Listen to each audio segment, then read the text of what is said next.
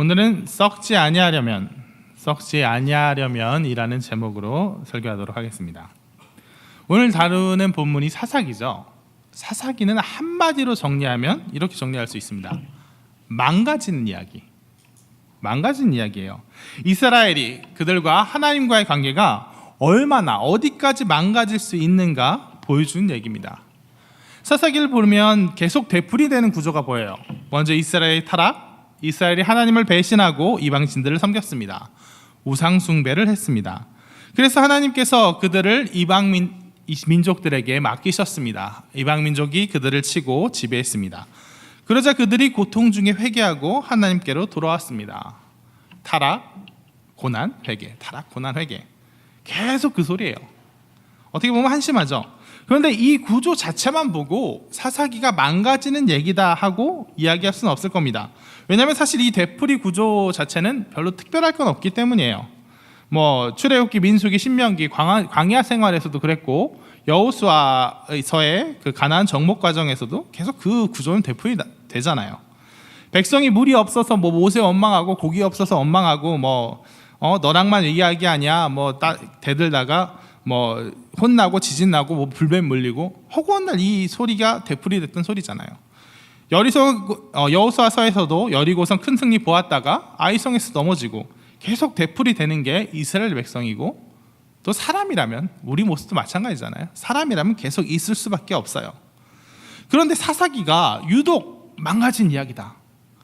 여호수아서도 안 그러고 모세오경도 안 그러는데 이것만 망가진 이야기라고 따로 분명하게 이야기를 할 수 있는 거는 이 되풀이 구조, 타락하고 혼나고 회개하고 이거를 거듭하면 거듭할수록 여호수아서는 뭔가 나아지고 뭔가 이뤄냈어요. 정복이 이루어졌어요.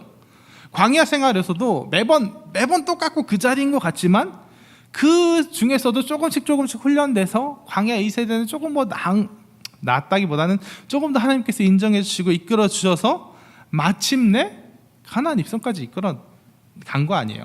성경에서는 그 방황의 시간들까지도 모두 승리의 기록으로, 개선되는 기록으로, 전진하는 기록으로 성경에 기록되어 있어요. 그런데 사사기는 이걸 되풀이하면 되풀이할수록 뭐예요? 점점 안 좋아져요. 점점 이상해져요.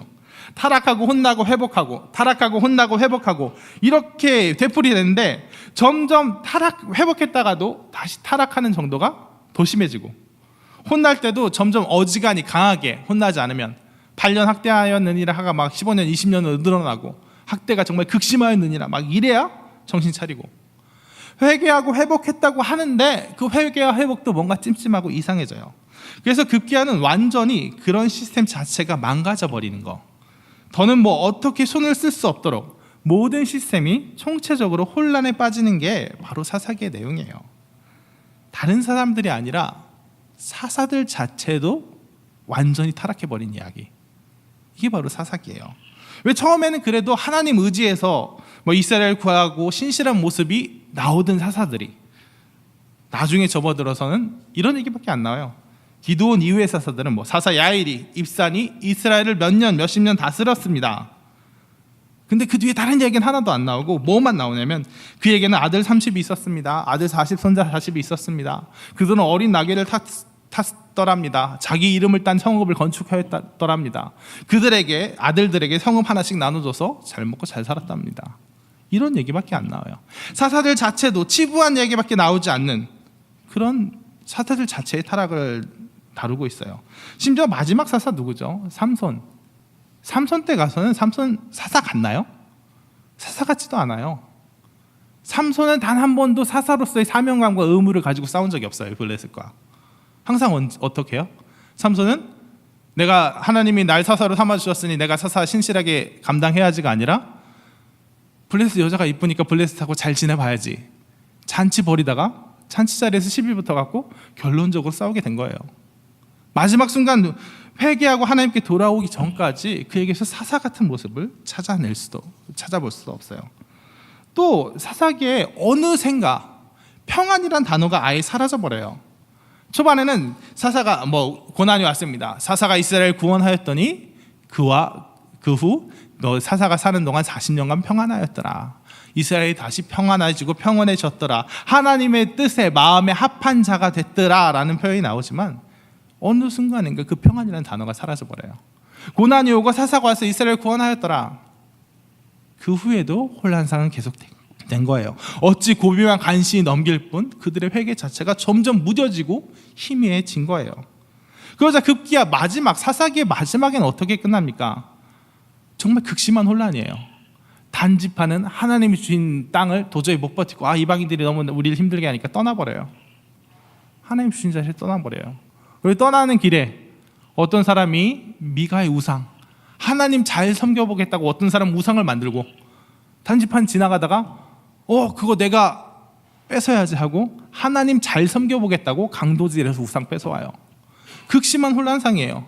마지막에 레위인의 첩사건 때는 하나님의 이름으로 정의를 이루어야 된다고 첩의 시체를 12조각으로 보내서 그 사람들이 모여서 베냐민 지파 한 지파를 거의 전멸시켜버려요. 하나님의 이름으로. 그래서 사사기의 마지막은 뭐냐면 각자 자기 소견에 옳은 대로 행하였더라. 뭐가 옳은 건지, 뭐가 하나님 뜻에 맞는 건지, 하나님 잘 섬기려면 어떻게 해야 되는지도 사람들이 다 모르고 그냥 제각각 자기 나름대로 해서 하나님의 이름으로 하나님이 가장 격심히 싫어하시는 우상 숭배, 하나님이 격심히 싫어하시는 이스라엘 간의 내전, 이런 걸 벌인단 말이에요. 정말 사사기의 내용 보면 이스라엘이 정말 얼마나 형편없이 망가질 수 있는가, 이걸 잘 나타내지는 것 같아요. 그렇다면 우리는 여기서 물어야 될 겁니다. 왜? 대체 왜? 아니 여호수아에서는, 모세 오경에서는 타락하면 고난이 오고, 이스라엘 가운데 문제가 왔을 때 고난이 오면 그 처방이 잘 들어서 점점 더 나아졌는데, 점점 더 회복되는데, 왜 여기 사사기의 백성들만큼은 문제가 와서 나아지는가 싶었는데 왜 점점 더 나빠지는가? 그냥 도루묵 되는 걸 넘어서서 점점 더 타락해지고 망가져가는가? 그걸 물어봐야 될 거예요. 그것은 무엇 때문입니까? 바로 오늘 2장 10절에 나온 얘기 때문일 거예요. 그 일을 알지 못하는 다음 세대. 이전 세대의 경험이 이어지지가 않아요. 그럼 타락이 있고 고난이 있고 회개가 있고 회복이 있으면 거기서 교훈이 있고 지혜가 있고 하나님에 대한 돌아가려는 신실한 마음이 있어서, 그 은혜의 기억들이 있어서 정말 그 경험이 지혜가 전달이 돼서 그 신앙들이 이어져야 될 텐데, 그래서 그 경험에서 뭔가를 배우고 그 은혜의 기억에서 감사해서 내 신앙이 점점 성장해야 될 텐데 아니에요. 잊혀져 버려요. 회개가 있고 감사가 있어도 잊혀져 버려요. 세대 간 단절뿐이 아닐 거예요. 각 사람의 인생에서도 고난이 있으면 회개하고 하나님께 은혜 받으면 감사하다가도, 잠시간 그러하다가도 곧 그게 잊혀져 버려요. 단절되어 버립니다. 곧 원래대로 돌아가는데 그게 원상 회복이 아니에요. 점점 더 나빠져 버려요. 안 그러겠어요? 계속 되풀이 된다면, 계속 잊혀지고 그래 버린다면 한 번 타락해 본 사람이 두 번 타락하긴 쉽고, 계속 회개도 매번 타락하고 회개하고 이게 반복되면 나중엔 회개하기조차 점점 민망해지겠죠. 은혜 감사하고 있고 다시 은혜 구하고 감사하고 있고 이게 반복되면 그 감사함에마저 점점 더 둔감해져 버렸을 거예요.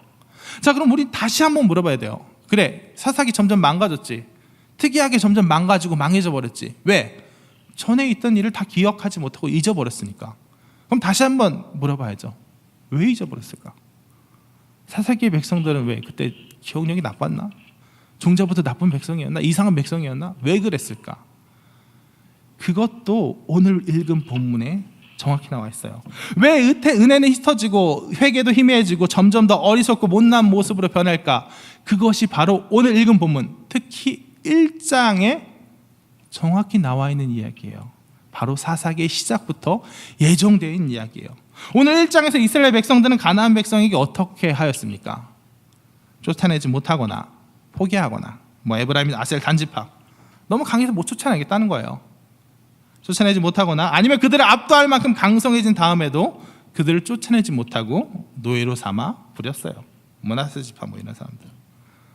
하나님께서는 분명히 가나안에 입성을 하시면서 그들에게 뭐라고 하셨어요? 그들을 쫓아내라.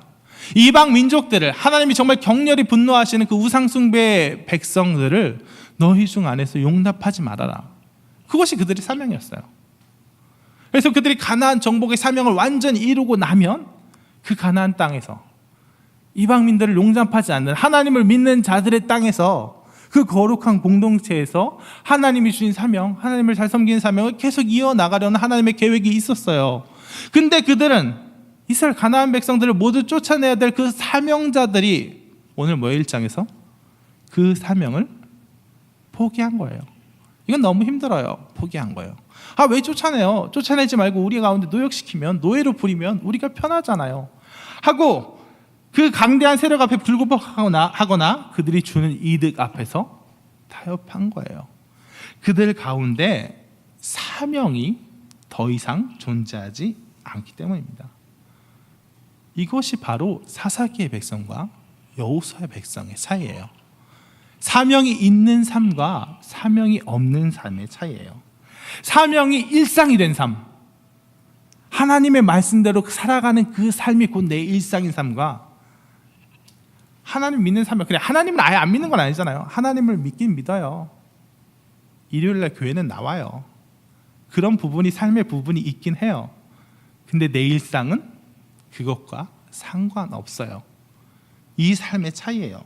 표대를 향해 달려가는 삶과 표대를 향해 내가 얻었다 함도 아니요, 이뤘다 함도 아니다, 표대를 향해 달려가노라 하는 그 다 바울과 같은 삶, 내가 하나님의 일을, 그 사명을 감당하기 위해서 매일매일 전력 투구해야 되는 그런 삶, 마치 광야에서 매일매일 만나에 의지하지 않으면, 매일매일 하나님 은혜가 없으면 망해버릴 수밖에 없는 삶, 그 은혜를 매일 구할 수밖에 없는 그런 삶과 이미 이뤘어. 이미 우린 가나안 땅에 들어왔어. 내 삶이, 내 안락함이, 내 현재가 곧 내 목적이 되는 그런 삶의 차이가 바로 사사기의 백성들과 여호수아 백성들의 차이를 나눈 거예요. 여러분, 인간의 기억력은 한계가 있습니다. 한계까지 운운하지 않고 인간의 기억력은 진짜 짧아요. 정말 그 큰 은혜의 자리가 있어도, 정말 그 극심한, 내가 엄청 심한 진짜 나쁘끄러운 타락의 자리, 거기서 회개하는 그 놀라운 은혜의 경험이 있어도 그 경험으로는 신앙생활을 못해요. 얼마 유지 안 됩니다.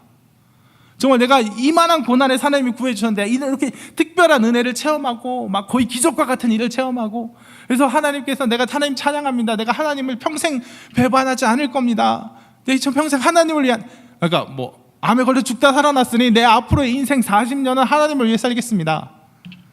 40년은커녕 40일이면 다 그거 잊어버려요.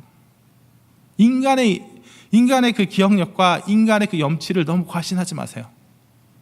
인간은요, 나날이 은혜에 있지 않으면, 나날이 은혜를 기억하지 않으면 내 일상이 곧 하나님이 주신 사명을 감당해야 되는 삶이다 라고 정해놓고 매일매일 그 사명을 이루기 위해서 하나님께 간구해야 되는 그 시스템이 없으면 잊어버려요. 다 까먹어요. 부모님이 우리를 얼마나 헌신적으로 키우셨어도 결혼하고 나면, 저도 어제 어머니한테 전화 자주 안 한다고 혼났는데 다 까먹잖아요. 부모가 자녀 생각하는 보다 자녀 부모 100분의 1도 생각 안 하잖아요. 우리는 그런 사람들이에요. 그래서 신앙생활의 가장 기본은 우리의 삶 속에 사명을 살려내는 거예요. 하나님이 우리에게 주신 사명이 있습니다. 그래서 우리 교회가 선교를 강조하고 전도와 사명자로 살아야 된다 하는 거는 하나님을 위해서 일을 해야 됩니다. 하나님께서 우리를 지으신 목적이 이것입니다. 그러니까 이것이 하나님을 기쁘시게 하는 일입니다. 이 측면도 있지만, 이 측면이 진짜 크지만 동시에 내가 살기 위해서도, 내가 신앙인으로 바로 서기 위해서도 내가 사명을 감당하는 중에 있어야 됩니다. 내 삶 속에서, 내 일상 속에서 사명을 살려내야 됩니다 하는 측면이 다른 의무 못지않게, 하나님이 기뻐하시는 것 못지않게 나를 위해서도 그 사명 감당함이 있어야 되는 거예요. 여호수아 때는 사명을 잃지 않았기 때문에, 목적이 있었기 때문에, 하루라도 사명 의지해서 나가지 않으면 그거 이루지 못했기 때문에 나날이 하나님을 찾지만, 그냥 일상이 자기 목적이 있는 사람들, 자기 안락함이 목적이 된 사람들, 사사기의 백성들은 그냥 하나님 믿고 살아요. 그래서 고난이 있으면 그때 생각해요. 고난이 물러가면 잊어버려요. 그것이 바로 사명의 중요성이라는 것입니다. 그래서 사사기 때는 땅은 충분하다 안 쫓아내고 그냥 용납하는 게 아니라 안락한 삶 속에 젖어버려서 고난이 왔을 때, 고난이 물러갈 때 태도가 그렇게 달라졌던 거예요. 그래서 그 말씀을 우리한테 한번 적용해 봅시다. 어떻게 돼야겠어요? 먼저 이 선교 가라는 얘기구나. 뭐 맞습니다. 선교 가셔야 돼요. 근데 다만 그걸로 끝나라는 얘기가 아니에요. 우리 선교 가라는 얘기는 뭐냐면 선교 가고 그래 의무 다하고 살아라가 아니라 그렇게 하나님이 주시는 그 사명의 자리에 끝없이 나가고 경험해 보세요. 정말 하나님의 뜻이 이루어지는 그 공간, 그 자리에서 정말 그 일을 적극적으로 감당하면 더 큰 은혜가 있을 거지만 그냥 구경이라도 하게 되고 가장 그 옆자리에서 목격이라도 계속 하게 되면 어떻게 되냐. 그 사명의 자리가 하나님이 주신 그 사명을 이루는 것, 그 복음 전파의 사명, 그것이 얼마나 기쁘고 행복한 일인가, 얼마나 진짜 달콤한 일인가를 알게 돼요.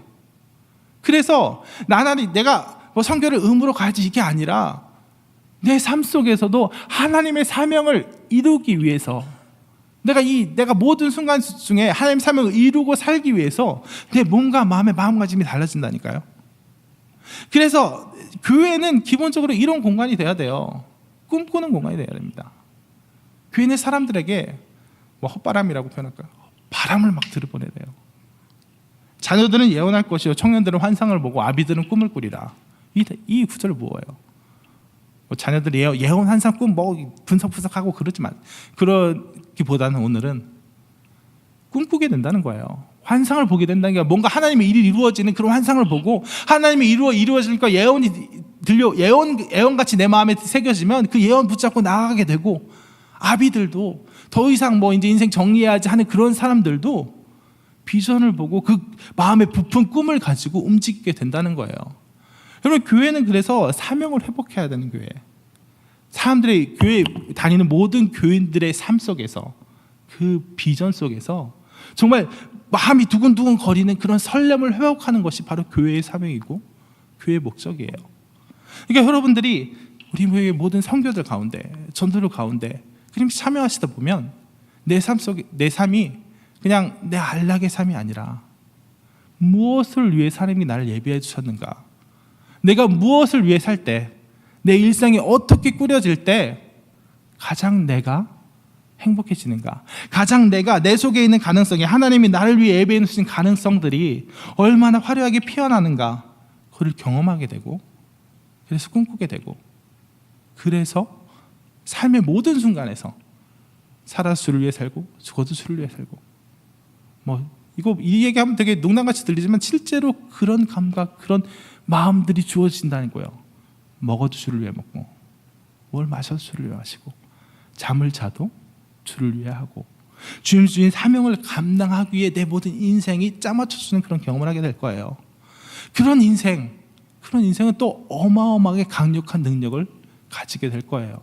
그냥 이래도 좋고 저래도 하는 인생이 아니라 주인 사명이라는 목적이라는 것이 분명해진 그런 삶은 화살처럼, 분명한 목적을 가지고 쏘아지는 화살처럼 내 인생의 모든 것이 주님 사명을 위해서 전심전력으로, 내가 억지로 낸다는 그 전심전력이 아니라 내 마음이 쏘아진, 내 마음이 거기 가 있는 그곳을 향하여 달려가는, 기쁨에 차서 달려가는 그 전심전력으로 나아가게 돼서 흔히 유명했던 책 이름이죠. 목적이 이끄는 삶. 그 삶의 능력대로 정말 놀라운 일을 이루게 될 거라는 거예요. 그래서 오늘 우리 교회도 보면 그러잖아요. 선교 많이 간 사람이 새하전전도 이런 거 해요. 선교 자리에서 막 많이 하고 주를 위해 헌신하고 그러면 충분히 다 했다, 헌신했다, 충분했다 하는 게 아니라 거기 가신 분들 뭐예요? 선교 현장에서 계속 감당하고 정말 거기서 은혜 받고 이게 얼마나 놀라운지 체험하니까 선교 현장만 한 달에 한 번 가서는 성이 안 찬다 하고 매일 아침 나와서 전도하고 그 사명 감당하고 또 하루 충만히 견딜 힘을 얻고 그렇게 된다는 거예요. 그래서 우리 교회 모든 성도들이 교회 나오면 가슴 뛰는 성도가 됐으면 좋겠어요. 하나님이 주신 그 사명 생각하면 어떤 것, 아까 선교 얘기, 전도 얘기 계속했는데 그뿐만 아니라 내 삶의 모든 영역에서, 내 직장 생활의 영역에서 어느 영역에서든 하나님 생각하고 하나님이 원하시는 그 길 생각하고 그 목적과 사명 위에서 계속 꿈꾸고 생각하고 그를 위해 달려나가는 그런 성도가 되시길 진심으로 축원합니다. 말씀을 정리하도록 하겠습니다. 사사기는 망한 얘기했습니다. 쫄딱 망했어요. 고난이 오면 회개하고 회복하고, 이건 당연한 건데 사사기는 뭐예요? 점점 그게 안 됐어요. 나아지지가 않았어요. 약을 먹고 나으면 좀 다시 건강해지고 그럼 좀 더 좋아지고 이래야 되는데, 그게 아니라 약 먹으면 그때 그뿐, 점점 그 약도 잘 안 드는 것처럼 돼버렸어요. 왜 그랬죠? 기억이 끊겼기 때문이에요. 기억은 왜 끊겼나요? 사명을 잃어버렸기 때문이에요. 사명이 있는 삶은 오늘 받은 은혜 내일 기억합니다. 왜? 내일도 계속 사명의 자리가 이어지니까요. 내 삶이, 내 일상이 곧 하나님과의 관계 가운데 있는 그 사명의 자리니까요. 그러니까 점점점 쌓여지고 기억되고 하나님을 위해서 나아가는 힘이 생기는데, 사명을 잃어버린 자는 어떻다고요? 내 일상이 사명이에요. 내 일상의 안락이 사명이에요. 그러니까 고난이 오면 꺼내서 기억하고, 뭐 장에서 먼지 털어갖고 기억하고, 고난이 끝나면 다시금 장에다 모셔놓고, 그래서 이어지지가 않는 거예요. 사명을 잃어버린 삶은 그래서 망할 수밖에 없는 삶입니다. 사명을 회복한 그 삶, 매일매일 일상이 하나님과의 동행하는 삶, 하나님 앞에 선 삶, 하나님이 주신 그 사명자로서의 삶이 되는 그 삶이야말로 쏘아지는 화살처럼 목적이 분명한 사람의 놀라운 능력, 성도의 능력을 나타나게 하는 그런 삶이 된다는 것입니다. 모두가 성도의 삶, 목적이 분명한 사명자의 삶을 살기를 진심으로 축원합니다. 아까 불렀던 찬양 찬송가 438장 찬양하시고 기도하도록 하겠습니다.